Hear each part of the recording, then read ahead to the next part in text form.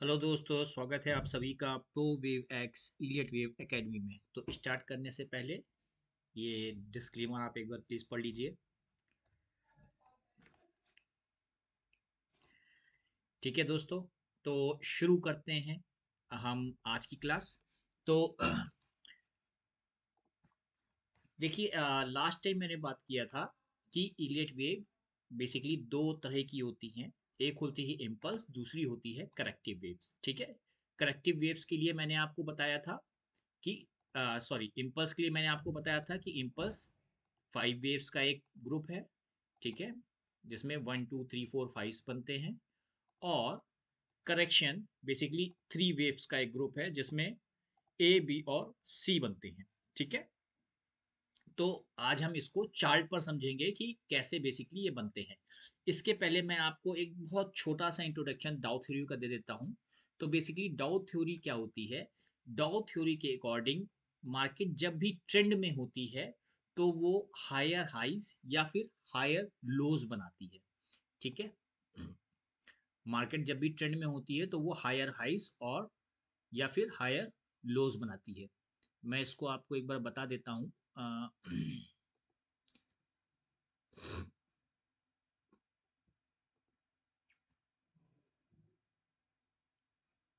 चलिए इससे ही बता देते हैं। ठीक है, तो जैसे कि यहाँ पर देखिए, ये मार्केट ने 0.0 से शुरू करके एक हाई बनाया, फिर ये एक लो बनाया, फिर ये एक हाई बनाया, फिर ये एक लो बनाया और फिर ये एक हाई बनाया। तो ये कहाँ पर क्या बन रहा है? अगर हम इसकी बात करें तो देखिए, मार्केट ने ये क्या बनाया है, एक हाई है। ठीक है, इसको बहुत ध्यान से समझिएगा, इलियट वेव में इसका बहुत ज्यादा यूज है। ठीक है, ये एक हाई है, ठीक है ना। फिर ये क्या है, एक लो है। ठीक है,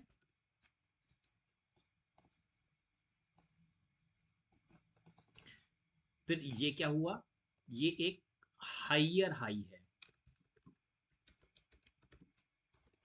ठीक है, हाइयर हाई बेसिकली क्या हुआ दोस्तों, पिछले वाले हाई से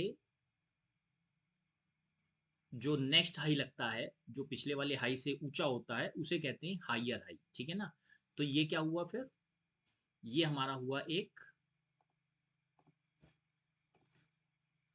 हाइयर लो।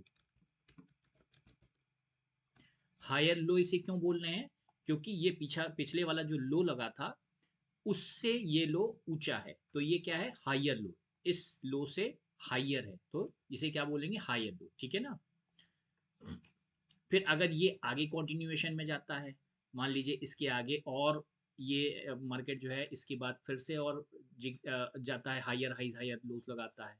मान लीजिए फिर ये ऐसे जाए, फिर मार्केट नया हाई लगाए, फिर ये ऐसे जाए, फिर मार्केट नया हाई लगाए, तो ये बेसिकली क्या होता जाएगा, फिर ये क्या बन जाएगा यहाँ पर,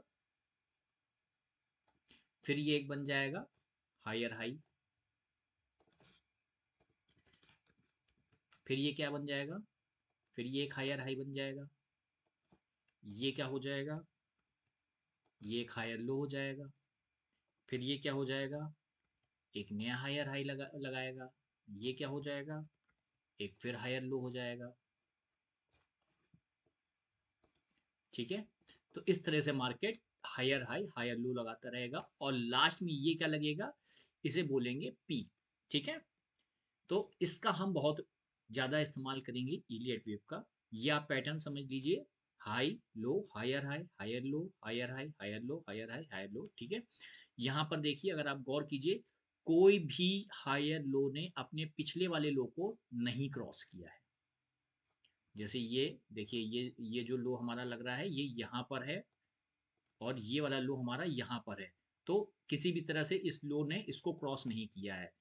यहाँ पर इस लो ने इस लो को क्रॉस नहीं किया है, इस लो ने इस लो को क्रॉस नहीं किया है। ठीक है, इसी तरह से अगर हम बात करें तो डाउन साइड में भी लोअर हाइज और लोअर लोज लगते हैं। ठीक है, अब देखिए ये क्या लगा है, एक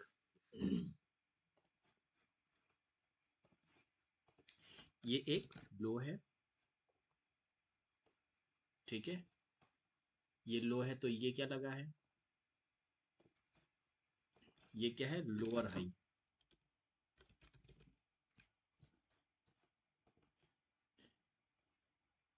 फिर ये क्या है, लोअर लो। ठीक है, इसको अभी हम यहाँ करते हैं हाई। इसको कॉपी कर लेते हैं।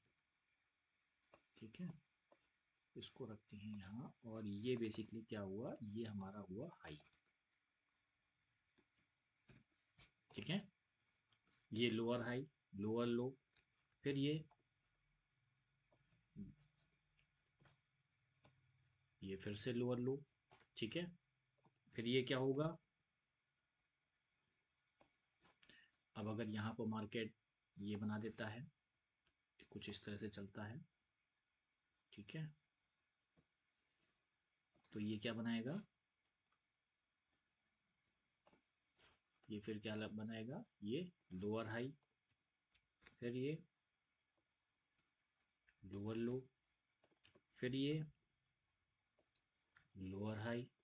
ठीक है, इस तरह से, और ये क्या लगाएगा, फाइनली बॉटम लगा देगा। ठीक है, इस तरह से मार्केट हमेशा चलता है। तो डाउन ट्रेंड में क्या खास बात है, मार्केट के किसी भी हाई ने अपने प्रीवियस हाई को, यानी कि इस वाले हाई ने इस हाई को क्रॉस नहीं किया, इस वाले हाई ने इस हाई को क्रॉस नहीं किया, इस वाले हाई ने इस हाई को क्रॉस नहीं किया। ठीक है, तो यहाँ पर मार्केट लोअर हाइस और लोअर लोज लगाता जाता है, और जब अप ट्रेंड में होता है तो हायर हाइस और हायर लोज लगाता जाता है।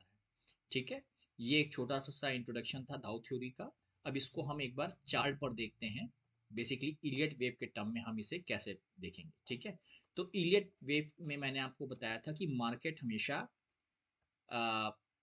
अगर मार्केट अगर ट्रेंड में है तो वो इम्पल्स बनाएगी। ठीक है, और इम्पल्स में हमारे कितने मूव्स होंगे, इम्पल्स में हमारे 5 मूव्स होंगे। तो देखिए यहाँ पर देखिए, ये मैंने जो ये लिया है, ये एक weekly time daily time frame का चार्ट है, और ये हमारा जो कोविड का टाइम था, जब क्रैश आया था कोविड के टाइम पर, तो उस टाइम का लो मैंने इसको बॉटम मान के यहाँ से हम अपना इलियट वेव लगा रहे हैं। ठीक है, तो इसको मैंने 0.0 माना, तो 0.0 जब इसको माना तो देखिए, एक ये मार्केट ने हाई लगाया जो कि वेव 1 बना, फिर ये एक मार्केट ने लो लगाया जो कि वेव 2 बना, फिर मार्केट ने एक ये हाई लगाया जो कि वेव 3 बना, फिर ये एक लो लगाया जो कि वेव 4 बना। अब ये मार्केट जो जा रहा है ये वेव 5 में जा रहा है। ठीक है, तो यहाँ पर देखिए, अब जब ये 5 कंप्लीट हो जाएगा तब क्या हो सकता है, अब इसमें भी बहुत सारे रूल और गाइडलाइंस हैं, लेकिन ऐसा माना जाता है जब मार्केट अपने 5 वेव्स पूरे कर देता है तो एक शार्प करेक्शन आता है, यानी कि जब ये एक वेव जब ये पूरी हो जाएगी तो यहाँ पर एक बड़ा करेक्शन आने की प्रोबेबिलिटी ज़्यादा होती है। ठीक है, तो अब देखिए, मैंने आपको बताया था कि मार्केट हमेशा या तो इम्पल्स में चलती है या करेक्शन में। तो इम्पल्स कौन कौन सी वेव होती हैं,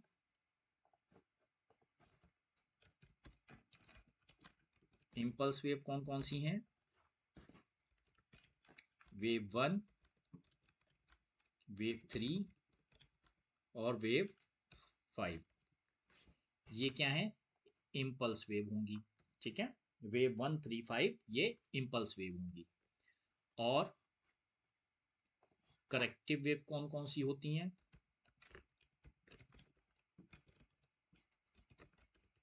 वेव 2 एंड वेव 4, वेव 2 और वेव 4 करेक्टिव वेव होंगी। ठीक है, अब यहाँ पर मैं आपको कुछ और रूल्स बताता हूँ, इसे आप नोट कर लीजिए। ठीक है, तो अगर इम्पल्स बन रही है, ठीक है,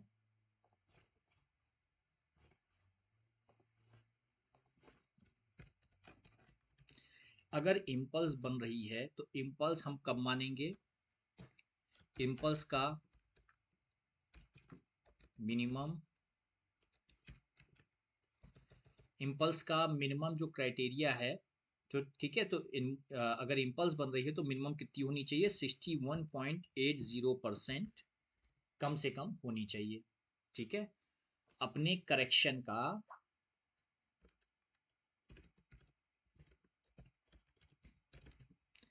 ठीक है, इम्पल्स मिनिमम 61.8% होनी चाहिए अपने करेक्शन का, तभी हम उसे इम्पल्स काउंट करेंगे। ठीक है, इम्पल्स हम तभी मानेंगे जब वो अपने करेक्शन का 61.80% होगी। ये रूल है। ठीक है, और करेक्शन का minimum criteria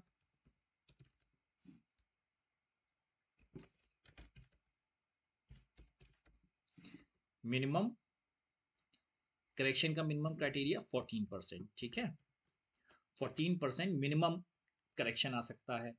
actually minimum correction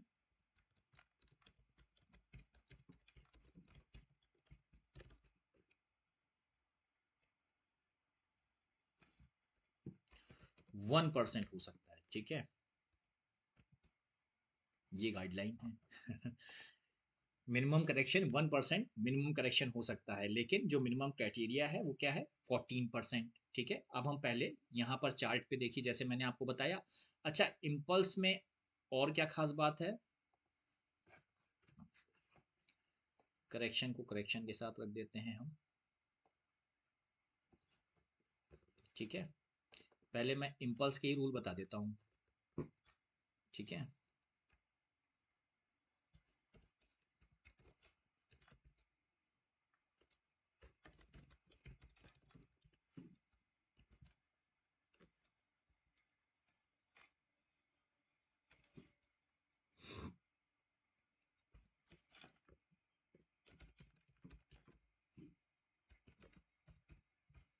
61.8% minimum.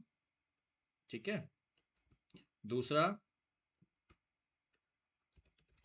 Can have minimum 5 moves. ठीक है, कम से कम उसमें 5 वेव्स जरूर होनी चाहिए। और सेम वही 1 2 3 4 5, तभी वो इम्पल्स है। यानी कि इम्पल्स के अंदर भी इम्पल्स तभी काउंट करेंगे जब उसमें 5 वेव होगी। ठीक है, और अगर वो इम्पल्स है तो उसमें भी 5 वेव होगी। अब जैसे कि यहाँ पर मैंने आपको बोला वेव 1 इम्पल्स है। ठीक है, तो इसमें भी 5 वेव होनी चाहिए रूल के हिसाब से। आइए देखते हैं, एक सेकेंड दोस्तों।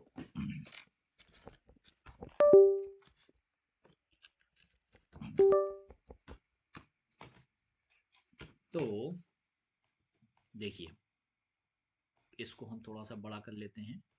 आइए देखते हैं।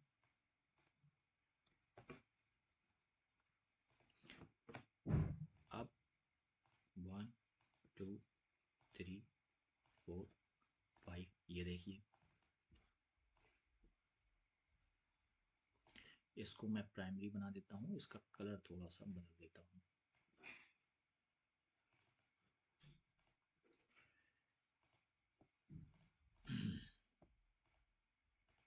ठीक है दोस्तों, एक चीज और, ये सिर्फ मार्किंग के लिए होता है, तो आप ऐसा मत समझिएगा कि वेव यहाँ पर है और मैं मार्किंग यहाँ क्यों कर रहा हूँ। ठीक है, ये सिर्फ और सिर्फ मार्किंग के लिए है, मतलब ताकि आपको समझ में आए कि वेव्स कहाँ कहाँ चल रही हैं।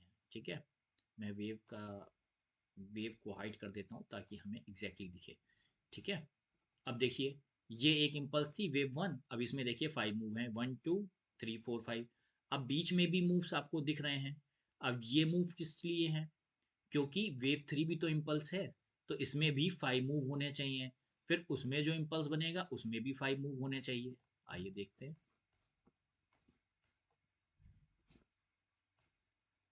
देखिए, ये एक इम्पल्स था, इसमें भी 5 मूव बनेगा।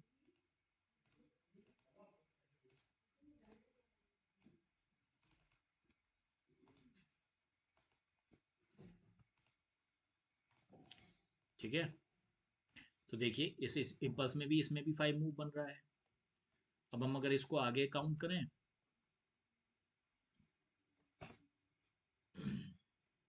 ये देखिए,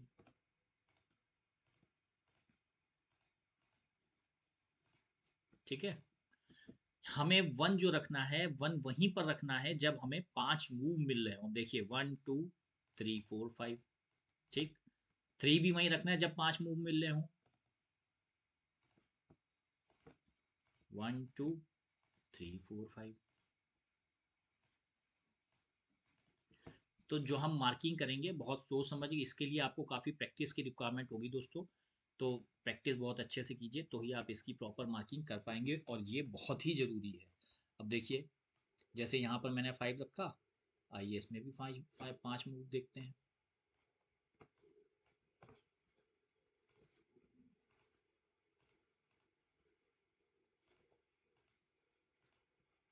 ये देखिए है। अब ये वेव 3 जा रही है, वेव 3 में भी 5 मूव्स हैं।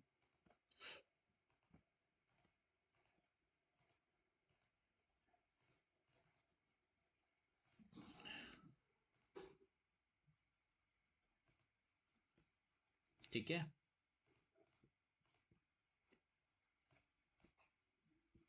ठीक है। तो इसी तरह से अभी हमारे जो वेव 5 बन रहा है, इसमें अभी हमें 5 मूव्स नहीं मिल रहे हैं। ठीक है, जब ये 5 मूव कंप्लीट हो जाएंगे तो हम देखेंगे ये अभी अंडर गोइंग है। ठीक है, तो आज के लिए हम इतना ही रखते हैं, आगे की क्लास कल करते हैं। इस चीज़ की आप लोग दोस्तों बहुत अच्छे से प्रैक्टिस कीजिए। बेसिकली हमें करना क्या है, 1 हमें वहीं पर रखना है जब हमें 5 मूव मिल रहे हों, 3 हमें वहीं पर रखना है जब हमें 5 मूव मिल रहे हों। ठीक है, इन बिटवीन हम कहीं पर भी रेंडमली नहीं रखेंगे। टिल टाइम मतलब अगर आप चाहें, एग्जाम्पल जैसे मैं दे रहा हूँ, आइए यहाँ पर देखते हैं। जैसे हमने ये 1 रखा, ठीक है, तो 1 हम इसको भी रख सकते थे, लेकिन हमें यहाँ पर 5 मूव मिलने चाहिए थे। तो 1 2 1 2 3 4 5, 5 मूव हमें मिलने हैं, इसलिए हमने यहाँ पर इसको 1 रखा है। ठीक है, अब ये जैसे ये 1 रखा तो देखिए 1 2 3 4 5, 5 मूव हमें यहाँ पर मिलने हैं। ठीक है, तो हम इसको 1 रखेंगे। तो इस तरह से हमें अपने मूव्स को रखना है। ठीक है, अब आगे की क्लास हम नेक्स्ट चैप्टर में देखेंगे। आप लोग इसकी बहुत अच्छे से प्रैक्टिस कीजिए। आज के लिए बस इतना ही। और ये जो मैंने रूल्स लिखे थे, इनको आप अच्छे से याद कर लीजिए। इम्पल्स के अभी आप इम्पल्स के देखिए, करेक्शन के हम कल देखेंगे। ठीक है, करेक्शन का मैं कल फिर से रिवाइज कराऊंगा। तो ये इम्पल्स के रूल हैं, इसको आप बहुत अच्छे से याद कर लीजिए। ठीक है, थैंक यू।